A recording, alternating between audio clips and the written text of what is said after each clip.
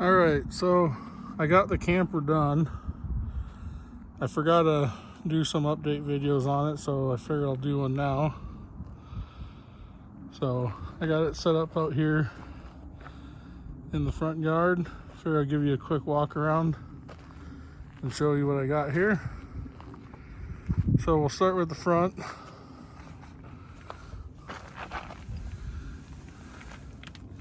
So with the hitch, I got the CU off-road articulating hitch. So far, no issues with that. So the hitch is removable. So if you wanted to put, a ball or something on there, you can. This bolt right here, that's just an anti-rattle bolt to take the rattle out of that hitch. So I got dual propane tanks. So those are going to be for the tankless water, the propane tankless water heater, and for cooking. Got a toolbox here, so for storage, keep my water hose. Plus I ran the electrical wiring into here and the electric brake. That's the battery box for electric brakes.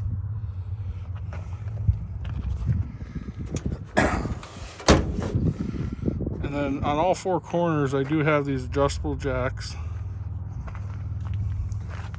So the way I did it is you can, if you need to, you can pin this into here to make it even more adjustable, but these are quick release pin, and that'll drop, and then it saves you on having to crank the jack down a ton, which is nice.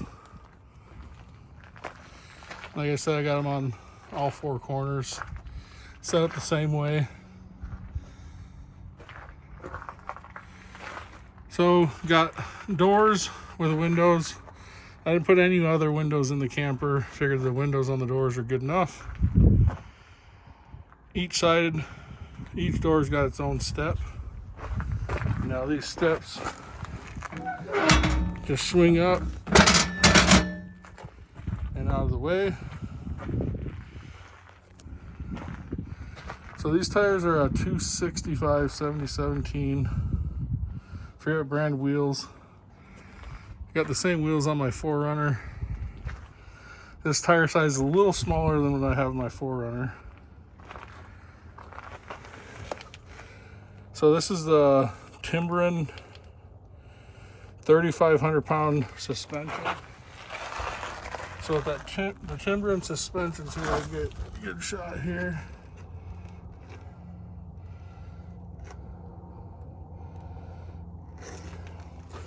So it's the 3,500 pound Timbren 4-inch lift suspension. And then I got electric brakes on it. And then the rubber John springs underneath are from Timbren, are 5,200 pound springs. I'm guessing this camper weighs maybe loaded 2,000 pounds or so. It is all steel wall construction with aluminum composite paneling. On the outside here, I do have a dual USB port there and one back here for charging your cell phones, whatever you need to charge. I do got a shore power plug here.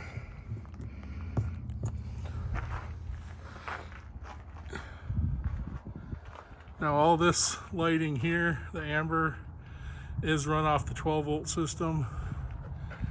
And then those are my running lights for the little 3/4 inch round, are the running lights for the trailer. Coming around back, got my big galley door. And then underneath, you can see right there and there, those are my reverse lights for the trailer. And that's a 21-gallon water tank under there.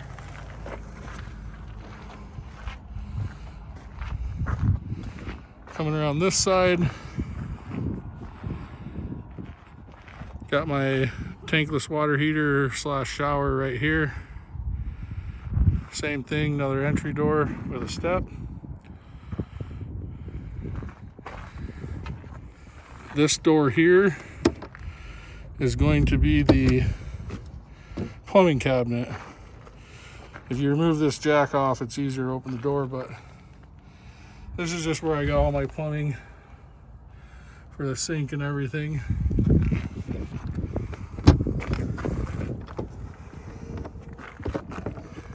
So the way I have this set up is for the tankless water heater.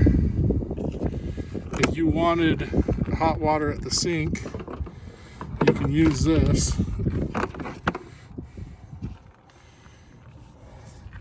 And what I have are these quick release fittings on the hoses here. And then the shower head has one too. But you would just plug in here for your supply water to the tank or the water heater. And then plug in here, this other one, and that would supply hot water to the sink. So this thing actually works really well. I don't really have water in the tank, so I can't run it right now, but it does work really well. And it's kind of nice having hot water.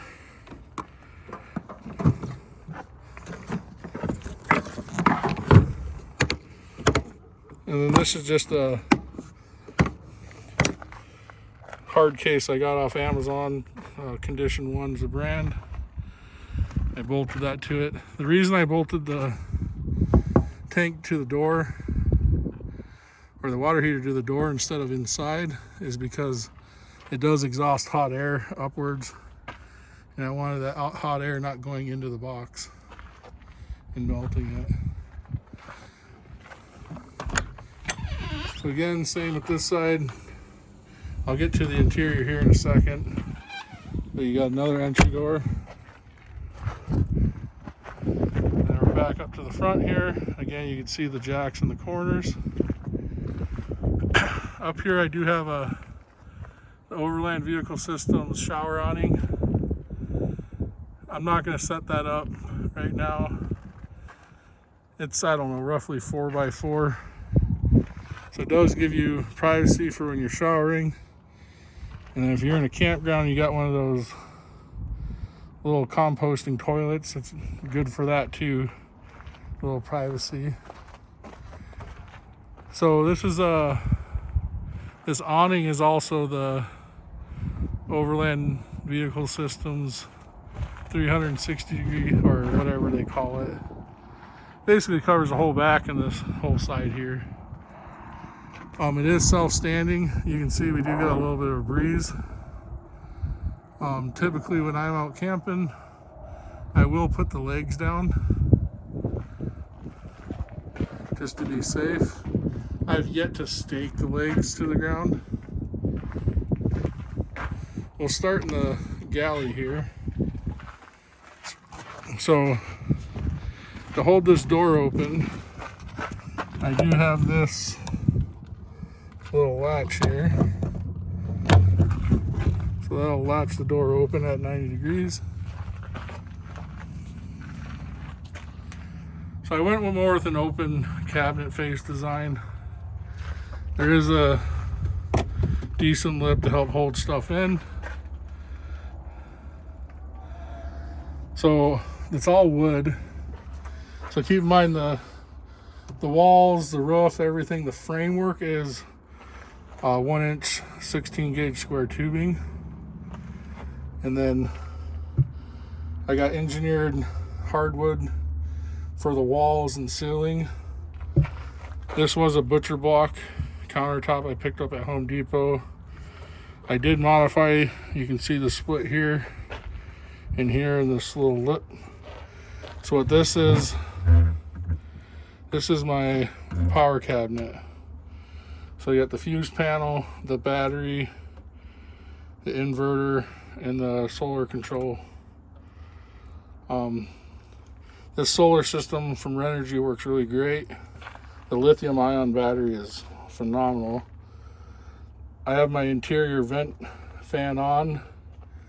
It's been on for 10 months now, and my battery stays at 100%, which is nice.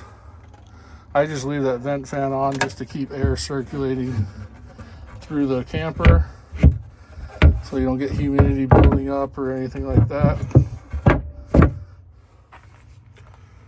So here you go. This is the Renogy inverter controller. You can turn it on or off. So the way that works is these outlets, there's this outlet here, and then there's one on the interior that run off the inverter. Now, if you lose battery power, my thought was if I lose battery power, I can unplug those outlets from the inverter down here. And then you see this cord here, that's my shore power. So I can plug those two outlets into the shore power outlet and run a generator. That way I have some power. Interior lights, I just got 2 pocket lights up here. And then this is for the water pump. So, and as you can see, got the sink. Works just like any other sink. I do like that you can fold it up and put it away. And you got kind of a cutting board. So there's not a ton of kitchen prep. There is enough room to put like a coffee maker and things like that back here. And then my thought for cooking is you just set up a table like right here under the awning. You can put your grill or stove or whatever you want there. So you got your little cook area.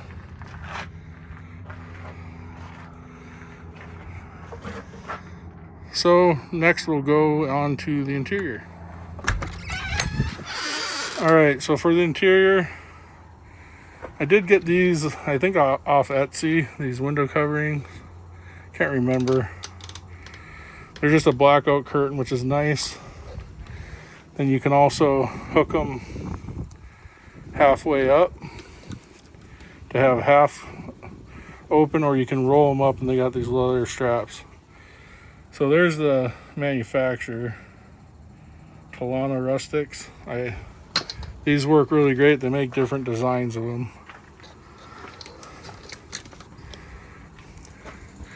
So now on the interior, you can see I got the interior lights on. Right here I got the light switches. There's 2 switches. So one will shut the rear lights off and the other the front lights. That way if at night if you're reading or whatever, you're not interrupted. Or not, I don't mean interrupted, but if you don't got lights in your eyes, you can shut some of them off. So storage cabinets, right now I just got some of my pillows in here. Just shoved up in there, sleeping bag. Got a mattress rolled up here on the floor. So there's plenty of room to throw clothes, bags, everything like that back there. Same thing with up here. So the way I laid it out is you put your mattress on the floor. The doors are high enough so you can put a 6-inch foam mattress in here if you want. I think a full size will fit just fine, and there's actually more room back here. This interior is pretty long. But a queen, I think you'd have to cut like maybe 3 inches of the width of the foam mattress off to get it stuffed in here.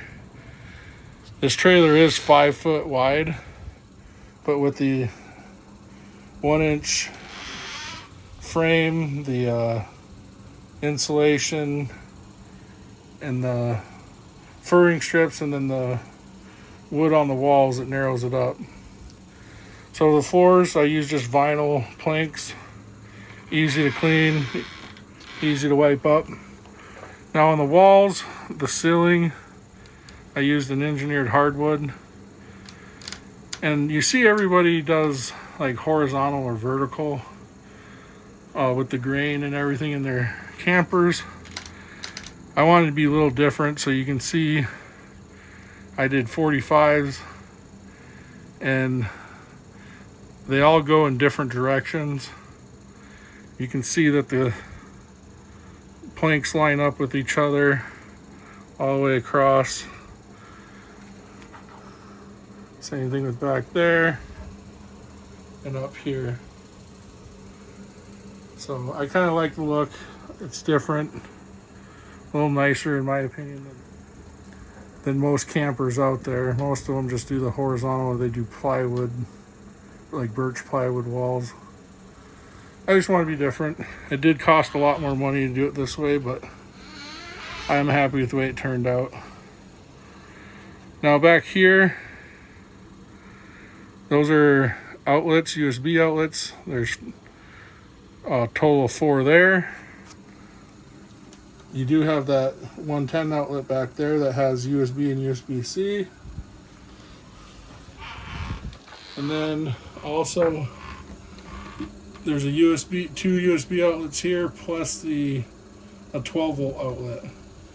And then that's the remote for the Max Air fan. And like I said, that fan's been running, I don't know, 10 months straight, just to keep it cool in here. I live in Arizona. The desert down here, things get really hot. So just to keep the heat out of it, I leave it running. Yeah, that's my camper build.